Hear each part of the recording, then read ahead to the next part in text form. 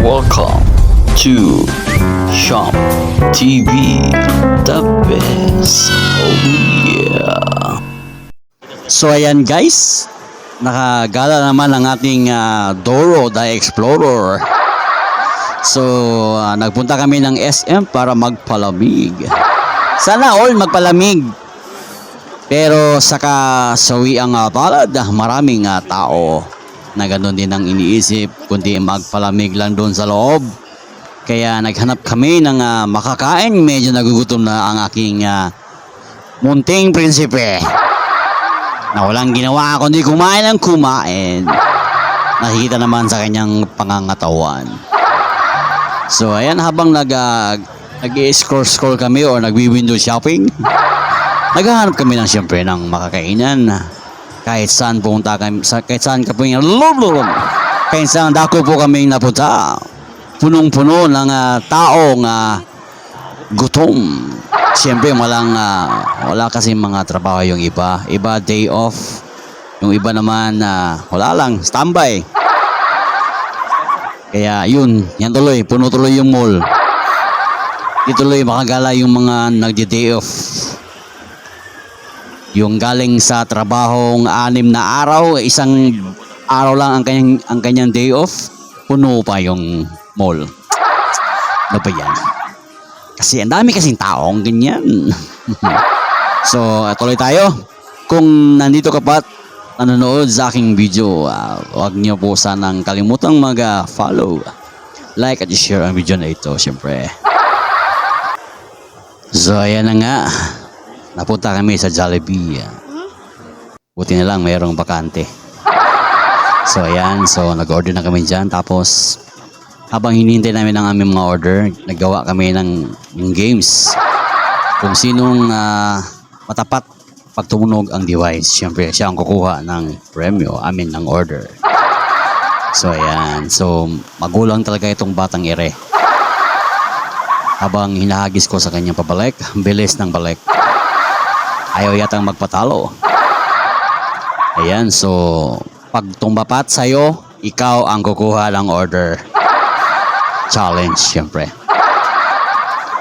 So ayan, sige lang, tuloy-tuloy lang, siyempre. Parang winawaswasis na. Ayan, sige, tuloy tayo. Sige, sino kaya ang mananalo?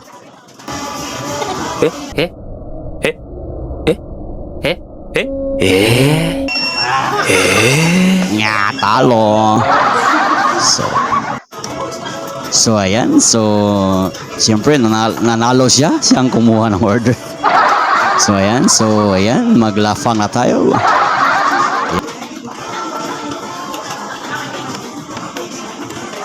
Ayan, siyempre kainan na. So ayan, tuloy-tuloy lang po. Tuloy-tuloy lang po ang kanyang pagnguya. Sarap na sarap sa kanyang kinakain. Na para bang hindi nakatikim ng pagkaing Jollibee ng ilang years. So ayan. So itong batang ere, mahilig mapunit ng pitaka at sirain ang budget. Ang hirap pa naman mag-budget pag ikaw ang nagba-budget. Hirap. Kung alam nyo lang sana kung gaano kahirap mag-budget. Lalo na kung wala kang budget. Kaya binabudget mo talaga ang iyong kakaunting budget. So ayan, habang kumakain kami dito, meron akong naisip na medyong isang tip sa mga service crew.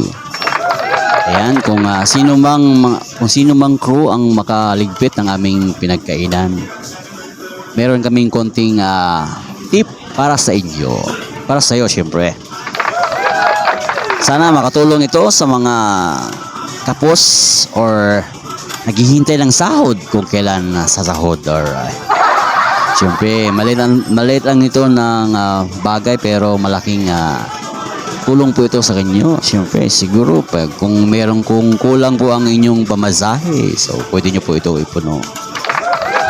Sana po sana po matuwa ka sa munting alay namin para sa inyong mga pagsisikap sa araw-araw na buhay.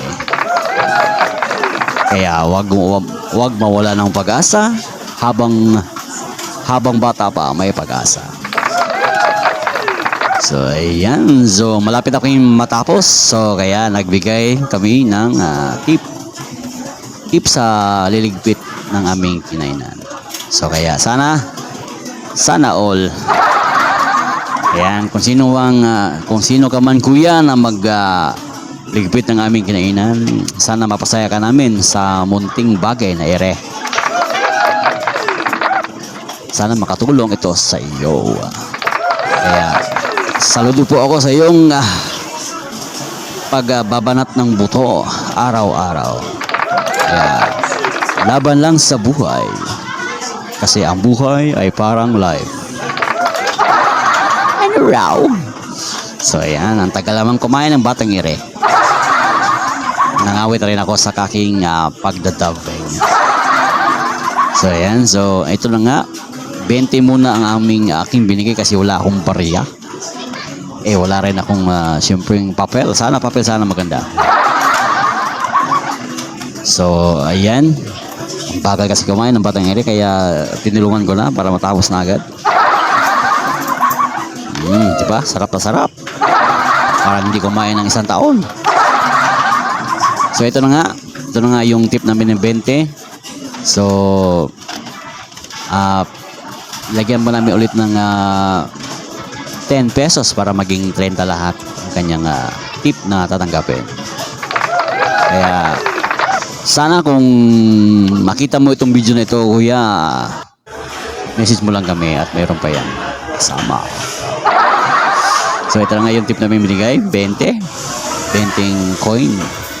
Tapos nilagyan ulit ng G's para maging 30 lahat. Sana mapasaya ka namin, kuya. So uwi na kasi busog na. Nagpapapicture pa nga. So ayan, ang tagal ng barang ire. So malabo ang ating kamera kaya wag na lang sanang magpa-picture. Video na lang, video. Video ko ni mo cool. Ano raw? Video ko ni mo cool. Tukul karon cool. So ayan, so papunta na kami naming service. Diba? Parang wala lang. Parang walang problema na sa budget ay kapos pala. So ayan, uwi na kasi busog na ang aming dragon. Lakas lumamon. Parang dragon na may alams na. So ayan, diba? Kita nyo man yung video, manginig-inig pa. Parang pasmado yata yung kamay. Ano kayang ginagawa ng batang ire? So ayan, uwi na po kami at salamat sa mga nandito pa at nanonood at sa walang sawang suporta. Maraming salamat sa inyo. Sana dumami kayo. At sana pagpalain din kayo ng inyong ginagawang kabutihan sa kapwa tao. So ayan, so lumabas na kami dyan, syempre. Diba, nagpo-post pa nga. Parang walang nangyari.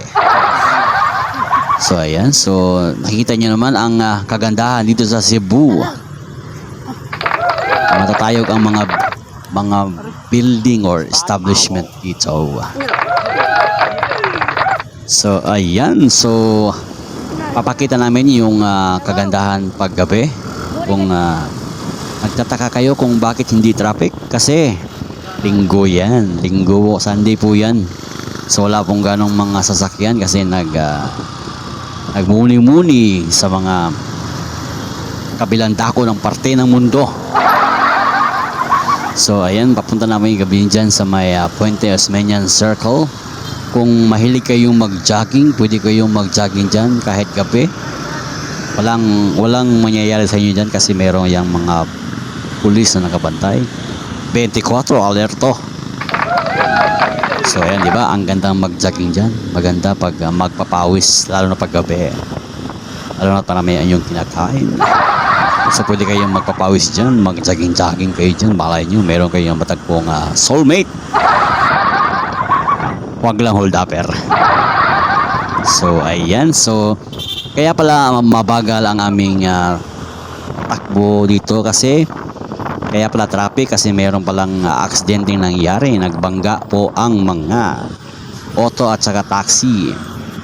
Kawawa naman si Manong, wasak ang kanyang taxi. So ayan, nakita nyo po.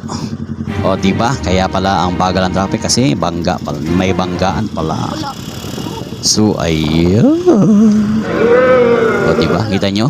Wasak ang puso ng taxi driver. Kaya ingat-ingat po sa ating pagmamaneho, lalo na paggabi kasi hindi natin makikita kung sino ating kasalubong. So nakita niyo naman ang bagong progress ng proyekto ng Cebu City para ito sa mga mahilig mag-My Day. Malapit na po yan matapos. Malapit na po yan madugay. Kasi hindi pa tapos kaya madugay yan. So yan, kahabaan po yan ng Jones Avenue, papunta po yan ng Colon Street. Diyan nyo po makikita ang alright. So hindi po yan tapos. Siguro mga matatapos po yan mga 2030. Or matatapos pag lumaki na ang inyong mga apo. Meron kayo apo sa tuhod, yan, matatapos yan. Kaya naghihintay sila sa My Day nyo. Huwag na kayong mag-expect the unexpected. Ayan, di ba? Ang ganda, di ba? Ang ganda. Ang My Day talaga.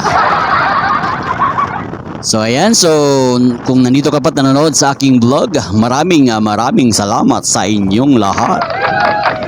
Sana wag niyo po sanang magsawang magsuporta. Kasi alam niyo na, alams na. Kaya thank you po.